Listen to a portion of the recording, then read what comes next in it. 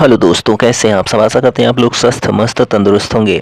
तो डेली की तरह शाम 5 बजे स्पेशल क्लास आपके लिए लेकर आ जाता हूं। तो आज हम जो है भारतीय संविधान या राज्य व्यवस्था से स्थानीय प्रशासन की चर्चा करने वाले हैं, जिनमें पंचायती राज व्यवस्था और नगर पालिका, इन दो बिंदुओं की चर्चा हम इस वीडियो में स्पेशली करने वाले हैं।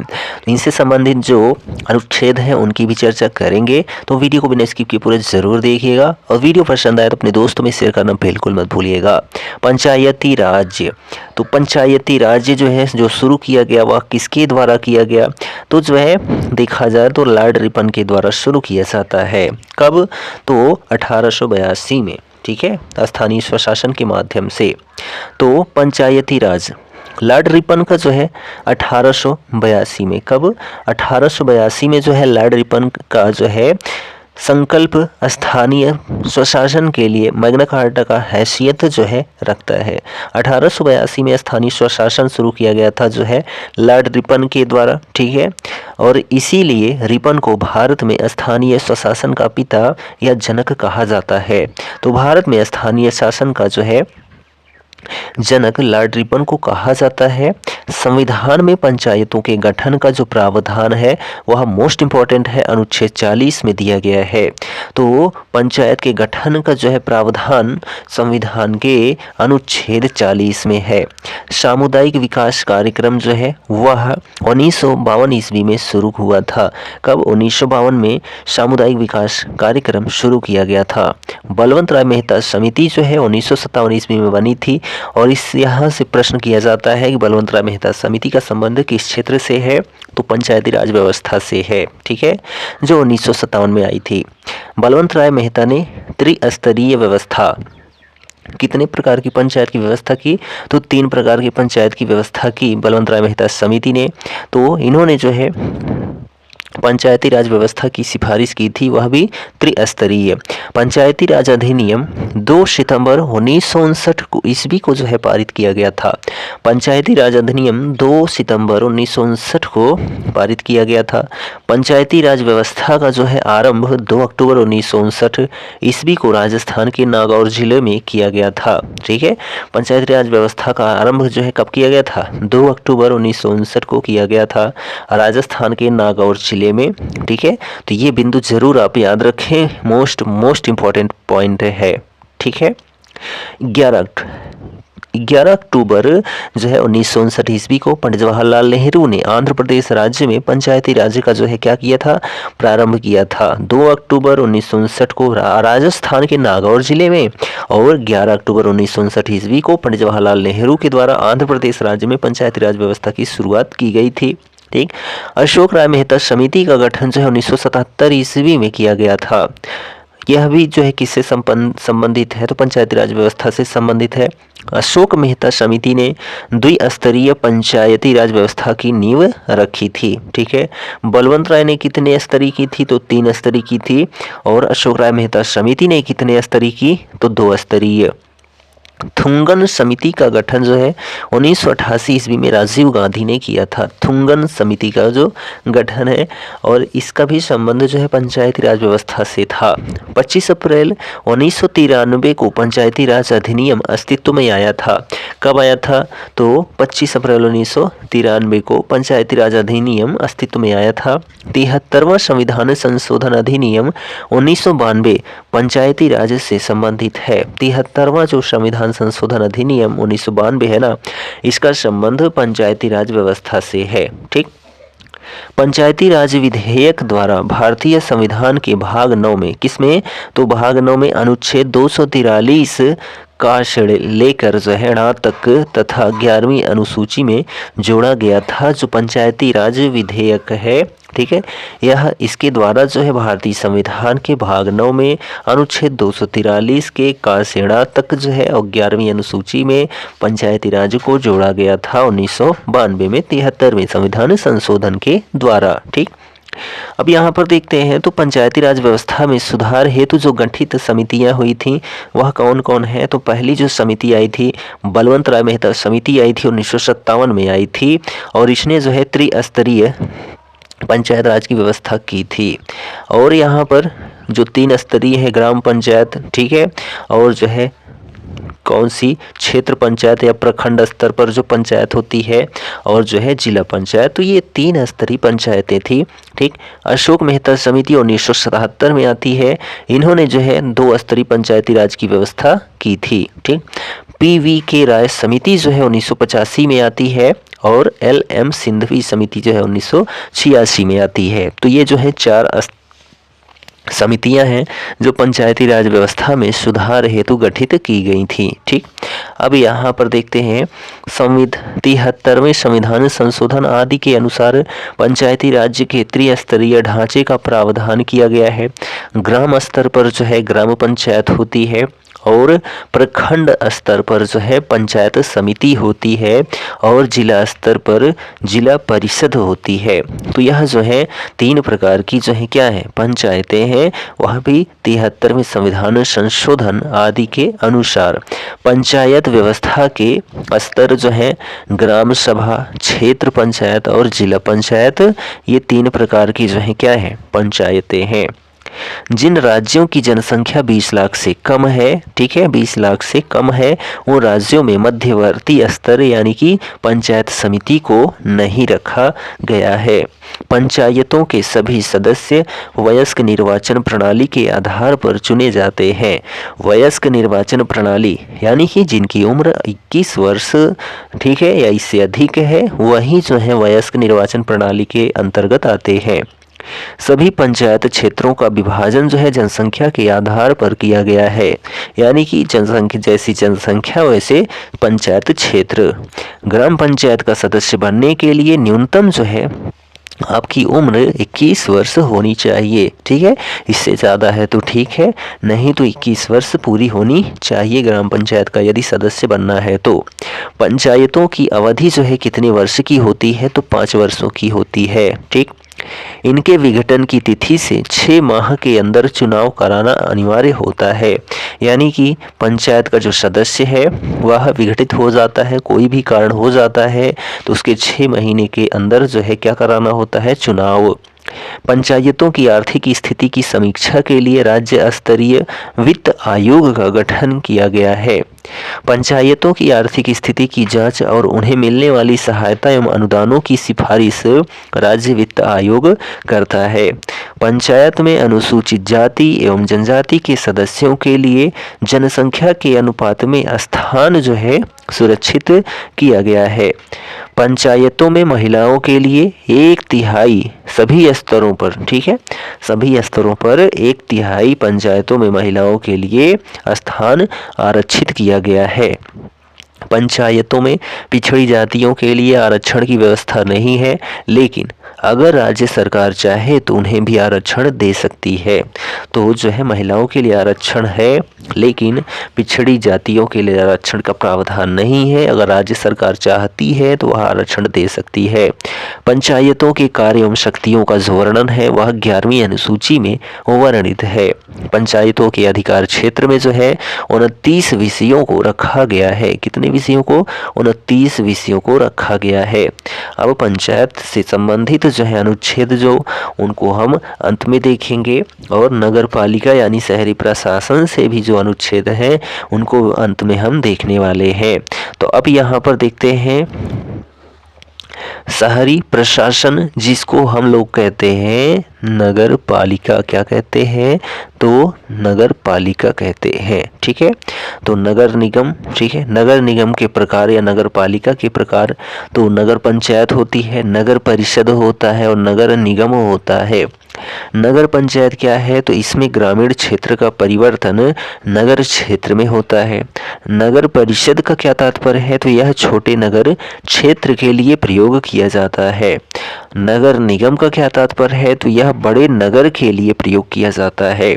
तो यहाँ पर देखा जाए तो नगर पंचायत क्या है? तो सबसे छोटा क्षेत्र जो है, ठीक है। नगर परिषद क्या है? उससे जो नगर पंचायत है उससे बड़ा होना चाहिए, और जो नगर निगम है वह नगर परिषद से बड़ा होना चाहिए। ठीक है, सर्वप्रथम नगर निगम की स्थापना मद्रास में, कहाँ पर?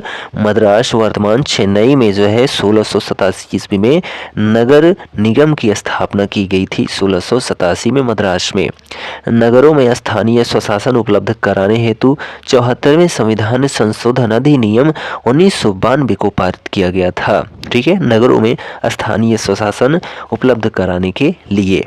भारत में नगर के प्रशासन के लिए सर्वप्रथम किसी संस्था का निर्माण मद्रास में किया गया था। कब? 1687 में। 1793 की चार्टर एक्ट में मद्रास, कलकत्ता और बम्बई में जो है नगर निगम की स्थापना हुई थी 1793 में। 74वां संविधान संशोधन अधिनियम 1 जून 1993 को लागू हुआ था। जो 74वां संविधान संशोधन है यह 1 जून 1993 को लागू किया गया था। 74वें संविधान संशोधन के द्वारा इसमें जो है भाग 9 का जोड़ा गया था। भाग 9 का वही जो है नगर पालिका जिसको कहते हैं, ये 74वें संविधान संशोधन 1993 के द्वारा जोड़ा गया था। भाग 9 का में अनुच्छेद 243 ता से या 6 तक जो है रखा गया है। ठीक, 74वें संविधान संशोधन अधिनियम में 12वीं अनुसूची तथा जो है 18 विषय रखे गए हैं। 74वें अधिनियम के अंतर्गत 3 प्रकार की नगर पंचायत, नगर पालिका परिषद और नगर निगम नगर संस्थाएं स्थापित की गई हैं। 74वें संविधान संशोधन अधिनियम के अंतर्गत 3 प्रकार की नगर संस्थाएं स्थापित की गई हैं, जिनमें नगर पंचायत है, नगर पालिका परिषद है और नगर निगम है। जिन नगरों की आबादी 3 लाख या उससे अधिक है वहां वार्ड समितियों का गठन किया जाता है। ठीक, वयस्क निर्वाचन एवं प्रत्यक्ष मतदान द्वारा नगर पालिकाओं का गठन होगा। वो अनुसूचित जाति एवं जनजाति के लिए जनसंख्या के अनुपात में स्थान आरक्षित रखा गया है। महिलाओं के लिए 1/3 स्थान आरक्षित है। नगर पालिका का कार्यकाल जो होता है कार्यकाल 5 वर्ष का होता है। नगर पालिका के विघटन के 6 माह के भीतर इनका चुनाव कराना अनिवार्य होता है। ठीक है, कई ग्राम पंचायतों को मिलाकर जो है क्या बनाया जाता है, तो प्रखंड बनाया जाता है। प्रखंड का प्रधान प्रखंड विकास अधिकारी यानी कि BDO होता है। पंचायत समिति का सचिव प्रखंड विकास पदाधिकारी होता है। पंचायत समिति का मुख्यालय जो है प्रखंड में होता है। नगर पालिका परिषद के सदस्यों को जो है क्या कहा जाता है, तो पार्षद कहा जाता है। मोस्ट इम्पॉर्टेंट क्वेश्चन है कि नगर पालिका परिषद के सदस्यों को क्या कहा जाता है, तो पार्षद कहा जाता है। नगर पालिका की स्थापना के लिए कम से कम 40,000 आबादी जो है क्या होती है, आवश्यक होती है। नगर पालिका के अध्यक्ष का चुनाव नगर पालिका के पार्षद अपने सदस्यों में से ही करते हैं।